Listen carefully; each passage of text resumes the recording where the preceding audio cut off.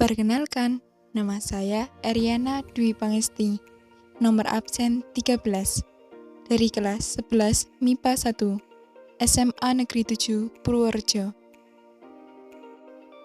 Agresi militer Belanda I dilatar belakangi oleh Belanda yang mengingkari hasil perundingan Liga Jati yang telah disepakati bersama pada tanggal 25 Maret 1947.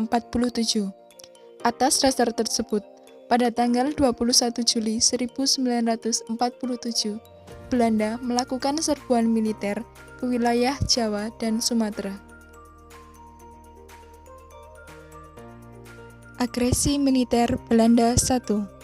Perundingan Liga Jati bagi pihak Belanda hanya dianggap sebagai alat untuk mendatangkan pasukan yang lebih banyak dari negerinya. Setelah merasa memiliki kekuatan, mereka mencoba melanggar perjanjian Liga Jati dan menghancurkan Republik Indonesia dengan kekuatan senjata. Setelah penandatanganan perjanjian Liga Jati, pasukan militer Indonesia dan Belanda saling menghentikan tembak-menembak dan menarik mundur pasukannya masing-masing. Namun, baik Indonesia maupun Belanda merasa tidak puas dengan perjanjian Liga Jati.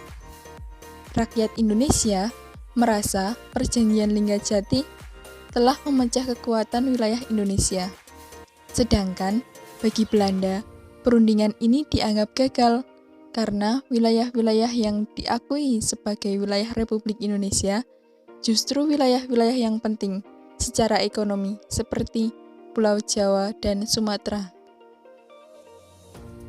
Ketidakpuasan inilah yang kemudian menjadi alasan Belanda untuk kembali melakukan tindakan militer ke wilayah Indonesia. Pada masa itu, di Jawa Barat tumbuh subur perkebunan teh. Di Jawa Tengah bagian utara sampai dengan Jawa Timur banyak berkembang perkebunan tebu dan pabrik gula. Sedangkan di Pulau Madura, garam yang dihasilkan dari pantai juga sangat melimpah. Sekarang kita lihat, di Sumatera sepanjang pantai timur, dari Aceh sampai dengan Riau, terdapat banyak kilang dan tambang-tambang minyak bumi.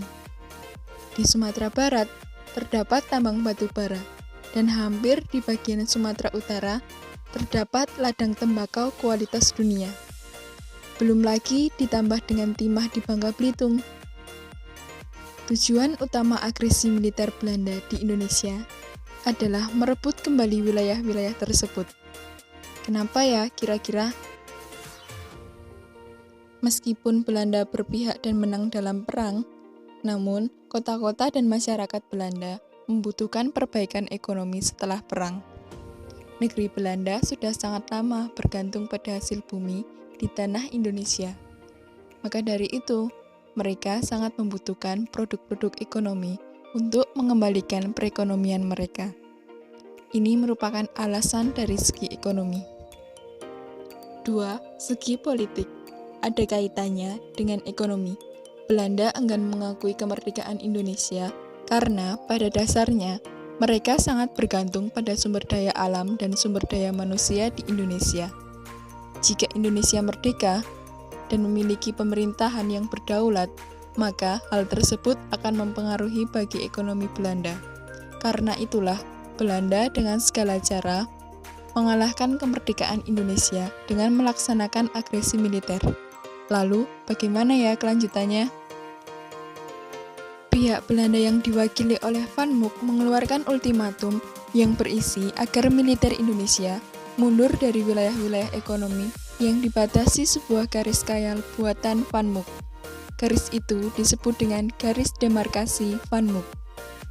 Ultimatum Belanda langsung ditolak dengan tegas oleh pemerintah Indonesia yang saat itu diwakili oleh Sultan Syahrir. Mendengar penolakan itu, pada tanggal 21 Juli 1947, Belanda mulai melancarkan agresi militernya ke wilayah Republik Indonesia. Van Mook menurunkan pasukan pertamanya di 3 titik Pulau Jawa, yaitu Jakarta, Semarang, dan Surabaya. Belanda bergerak dari Jakarta ke Bandung untuk segera menguasai perkebunan yang ada di Jawa Barat. Pasukan Belanda yang berada di Surabaya kemudian mengambil alih Madura dan Jawa Timur. Sedangkan pasukan Belanda yang ada di Semarang berusaha mengambil alih dan merebut Jawa Tengah. Lewat serangan-serangan mendadak yang dilancarkan pada saat itu, pasukan Belanda satu persatu berhasil menguasai pelabuhan-pelabuhan penting di Pulau Jawa.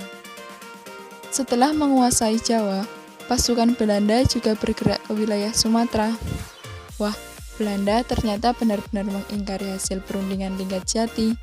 Lalu, bagaimana ya respon Indonesia menghadapi agresi militer Belanda saat itu? Nah, serangan agresi militer Belanda yang mendadak membuat Republik Indonesia tidak siap untuk melakukan koordinasi pertahanan atau melakukan serangan balasan.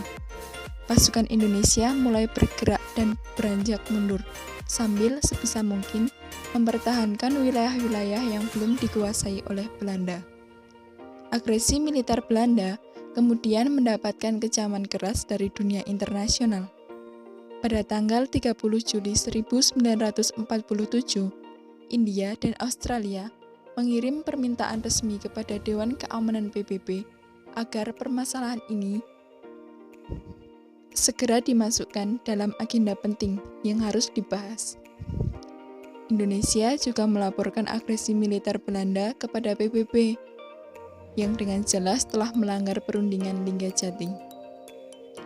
Pada tanggal 1 Agustus 1947, PBB merespon dengan mengeluarkan resolusi yang isinya teguran kepada Belanda agar agresi militer itu segera dihentikan. Kecaman dunia internasional semakin banyak, membuat Belanda akhirnya menerima resolusi Dewan Keamanan PBB dan memerintahkan kepada Van Mook untuk menghentikan agresi militernya pada tanggal 3 Agustus 1947.